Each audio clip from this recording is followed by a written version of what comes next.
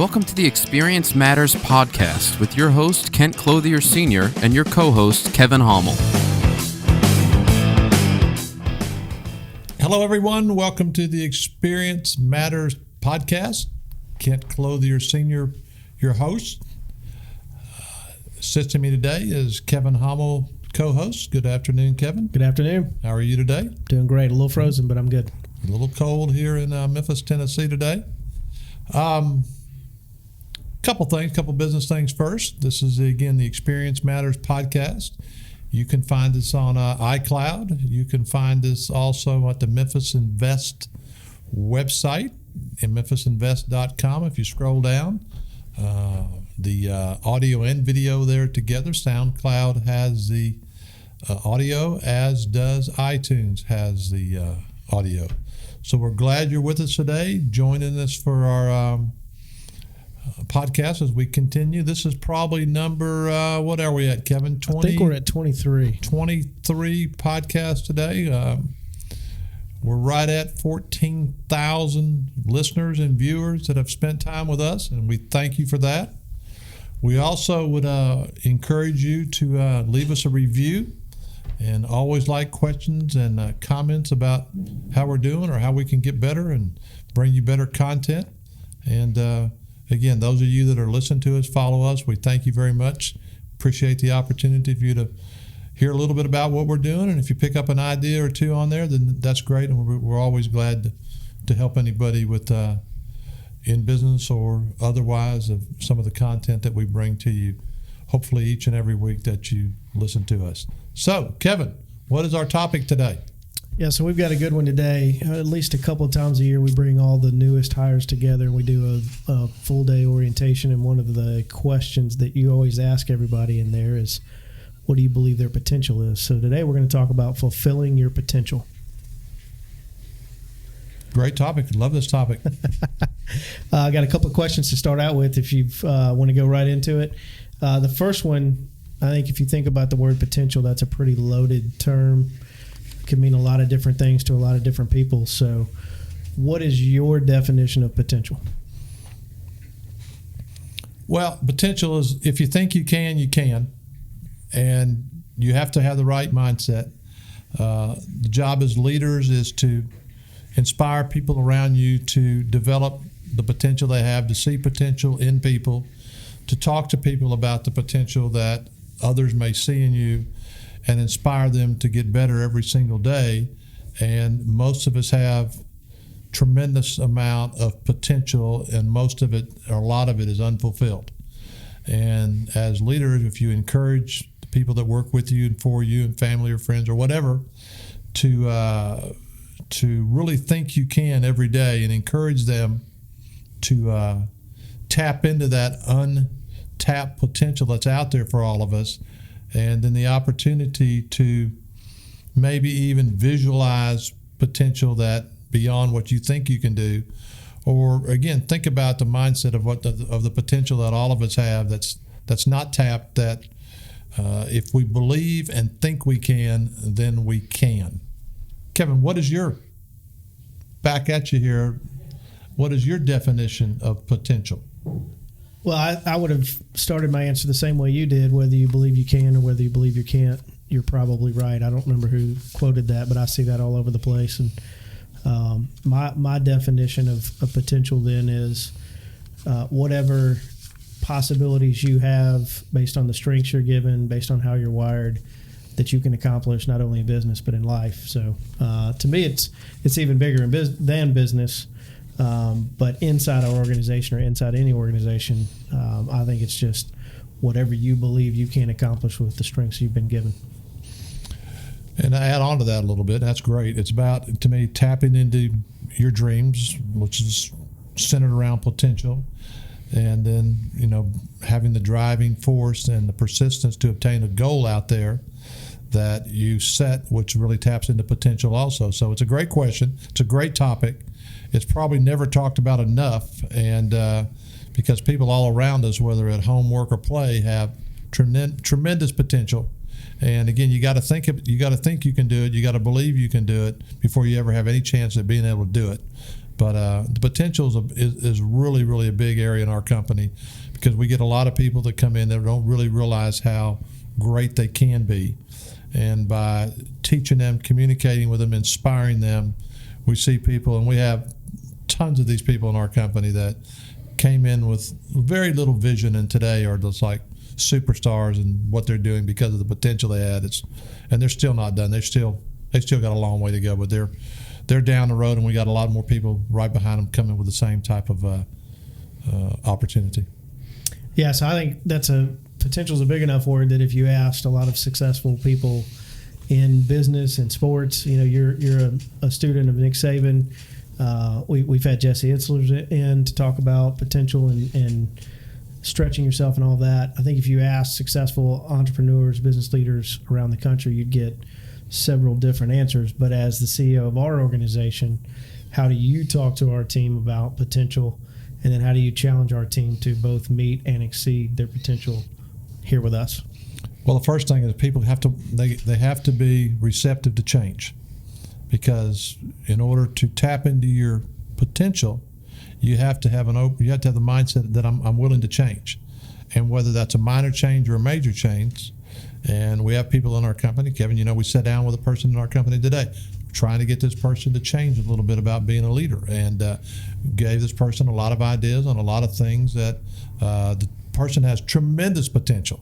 It's already shown us so much potential over the years, but we're trying to push it to the next level with this person, and we'll get there, but it's just you kind of have to lay it out, show them what we expect, show them how to do it, inspire them, tell them that we believe in them, they know they can do this, and they just have to change and tweak a little bit, and then tons of potential comes right back through that. But there's a process for doing that, and it becomes becoming the best version of yourself, which in time takes a little time. Yeah, where I was hoping you'd go with that, and it sounds like you were starting in that direction, is getting people outside their comfort zones. And you do that probably better than most people I've ever seen, even in my career as a banker before this, that is where growth comes. Growth comes from stretching yourself, from pushing past your limits that most of the time are self-imposed limits. So talk a little bit about, for the business owner that's out there that heard you say there's a process for doing that. Talk about how you specifically walk people to the edge and then beyond of their comfort zones, because I think you're a master at that. Well, we talked to a lady in here this morning that's in another part of our business, and we talked about it a little bit this afternoon, that I saw something in this young lady, and she's very young, 3 or 4 months ago, and we created an opportunity for her to move in and start learning other things. And again, I just look at certain people and the way they present themselves, the way they smile at times, the way they come across to people, some conversations. So, Kevin, I like to bring a lot of people in. I bring people in from time to time and just talk to them and dig in, as we did this morning with both of the new people that just came to work for our company. I want to sit down and spend 15 minutes, learn with each one of them, learn a little bit about their background, make sure that all of the opportunities that are in front of them are explained to them about their job responsibility. I didn't talk a whole lot this morning to either one of them about potential, because I got to give them a little bit more time to settle in and hear some feedback from the people that they work with, and then just setting on a course or a path to if you see something in somebody, then you got to go figure out how to get it out of them. And it can't all be your idea. They have to buy in on it. They have to be willing to learn, willing to change, and willing to work with you on seeing what you see. And they have to trust you, of course. And then, but if you spot these people and you recognize these people and you start going and looking for these people, which I do a lot of times, and then I've been wrong on a lot of people, been right on a lot of people. So it's never every one of them is never going to work out. And it's just keeping your eye and your ears open to what's going on around you and what people say about certain people and how certain people react to situations. And so it's out there. I've been lucky on a lot of people. So what are a few of the behavior traits that you see or characteristics that you see in someone where they get on your radar? Because I think that's one of the things that we kind of notice that happens around here. Someone does something or says something or acts a certain way, they get on your radar, and then your persistence of pushing them to the next level just kind of kicks in. And to you, it's natural, but to somebody out there listening, it may not be. Well, and I've had this work good and bad, and I try to recognize the good things in people and look for an opportunity early on with them and expose them to that opportunity, see if they're interested, see if they have an interest in expanding their potential, if they have a vision for down the road, or if they're just in the moment right now. And once you recognize that people may have a family, they may have a husband or wife or children, or a vision for the next 3 or 4 or 5 years with where their life is going and their particular personal and family and business, what they see as their personal vision moving ahead, then you try to tap in a little bit of that. And as we talk about here many times, this job is like it's not the most important thing by far in our company. Their family and other things come first. But if you see how they prioritize all of these types of things and how they're able to then organize them and then use their skills or their communication skills or their visual or verbal skills or whatever it is to move to the next level and get the potential out of them. And sometimes I see things in people maybe that I may see it a little earlier. And like I said before, I've been wrong on a lot of people, but if they're willing to work and they're willing to change and they have a great attitude and they have a vision, then you know they got a lot of potential. So there's a couple of examples that stick out. I think you tell Ashley's story a couple times each year when we have the newest hires in, but then you've talked about it from stage as well at our events and things, that you saw in her willing to grit, willing to just take on more, just get out of my way, give me that. So one of them is for you anyway, seems to be in line with one of your personal values, which is just, I just want to outwork everybody else. So that's one that gets on your radar, I think. The other one of your personal core values is that you can get anything you want in life. You help up enough other people get what they want. And I think I see you tend to push people forward as well, that you see, I don't know the right word for it, but you see a willingness to help others, a willingness to serve others, even if it means putting themselves in the background. So there's a lot of tying into the people, for anybody out there listening, the ones that get on Kent's radar are the ones that kind of share some of the same values that you share. I think that's a natural for any leader of any organization. You tend to kind of gravitate towards the people that value the same things you value. So is that something, as I say that to our audience, is that something that is just so natural to you that it never occurred, or is that something that you specifically kind of seek? Well, I'm not dodging the question here, but we all have more inside of us to give than what we really realize. And whether that's power or strength or capacity inside of us to do even better than what we really realize that we can do. So I go looking for that in people and try to surround myself with people.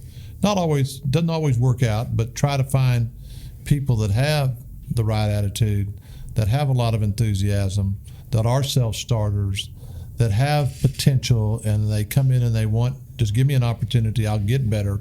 I will show you that I'll be one of the best people you ever hired. So I go looking for people that like that, and you know, people that we hire now, they go through so many processes to get hired with our company that I know a lot of our people along the way are asking about that. And what is your vision? What is your goal when you come in here? What would you like to be doing a year or 2 years from now?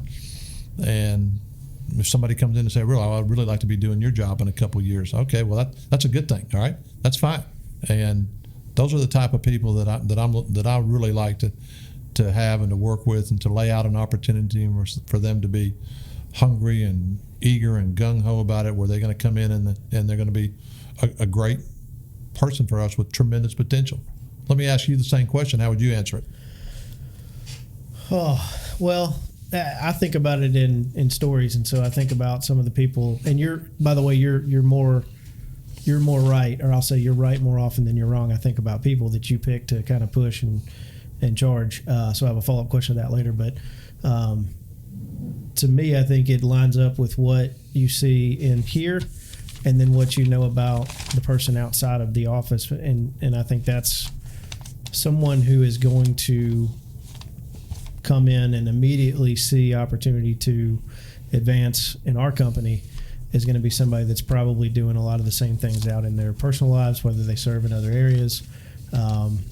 They are living life according to some purpose, whether it's spiritual or just business principles or whatever it is that is beyond them. And that, I think, is kind of the foundation for someone who has potential beyond where they sit today. So, but a real quick follow-up question to you, because like I said earlier, you've gotten it right more than you've gotten it wrong. How do you know when you're pushing someone too far? What are your sort of trigger signs? Because you do push, and the people that respond to that tend to get more opportunity and all that. How do you know that, all right, this one I pushed too far, or I've pushed past where they're willing to go? I guess, Kevin, that shows up in the action, because I think anything is possible. We can all go as far as we want to go. And sometimes you can push somebody too far because not everybody realizes that we all have potential. And most of us realize that we don't have potential. And if you look around in our world today, most people, and whatever class you're in across our country, there's the opportunity is there for anybody. Everything is possible. We all have potential. But if you find the right person to lead you, guide you, inspire you, encourage you, hold you accountable, set expectations, and act on those and be willing to change, then the potential is there for all of us to do amazing things. And I always talk about it's amazing to see ordinary people doing extraordinary things. And that's where the potential to me comes in at, because we all have the capacity inside of us to do that if we want to do it and are willing to make a few changes along the way. Yeah, in Jesse's book, Jesse Itzler, again, the Living with a SEAL, he uses the word under-indexing. And I think he said, if I'm under-indexing on whatever it was, 100 pull-ups a day, where else in my life am I under-indexing? What you just said in your answer there was find a mentor, find someone who will push you, lay out goals, stretch goals, because like Jesse says, we're capable of about 40% more than what we probably believe we are, and then have someone there that will push you past those. That's fitness, that's business, that's family, that's all areas of life. So I think this topic applies to such a broad base. So good stuff.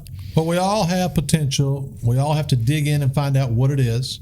And again, it comes back to if you have the right mindset and anything is possible, all we got to do is go do it. But it's out there. And again, hopefully people listen to this for a few minutes today and picked up a couple things that we all have unbelievable potential inside of us. We just have to go do it. All right. And it takes a lot of it's mental, but you got to be willing to change and willing to jump on this potential opportunity. Anything else today, Kevin, on the potential side of it? All right. So what would you say your potential is? As the owner of this company, as Kent Clothier, about to turn 60. Don't tell anybody I'm about to be 67 in a couple more days, okay? Thursday of this week. Oh, yeah. Here we go. Thursday this week. I'm not done yet. I got a lot more potential. Continue to surround myself with really, really good people that have even more potential than I have, and encourage them to act on it and draw it out. Because if I get people around me doing even better than what they're doing today, even a higher level of potential that they think they have, then I will have pulled out a lot more potential out of myself than I really thought I could by getting potential out of more people around me. So that's the potential opportunity that I have with a great group of people that we have here and in our other offices. And it's just continuing to try to do that and be out in front of this thing, but not in a way that sounds bad like that. I don't mean to be out in front of anybody. I just mean to be there to kind of keep it on the track, find out where the untapped potential is, dig into it. Sometimes it works, sometimes it doesn't work, and just try to move us forward. That's a great reminder out there that leadership isn't about what you get done, but what you get done through other people. So good way to close it out. Well, thank you, everybody, for listening today. Again, this is the Experience Matters podcast. Kent Clothier and Kevin Homel. We'll wrap up today's, and I'll remind you again about you can find us on SoundCloud, memphisinvest.com, or iTunes. And this is our 23rd segment. We'll have continue to have more and more coming in the future. Please leave us a comment if we're worthy of it. And again, everybody have a great day, and thank you for being with us today. Thank you for joining us on Experience Matters. You can listen and subscribe to us on iTunes, SoundCloud, and Stitcher. Be sure to visit us at memphisinvest.com.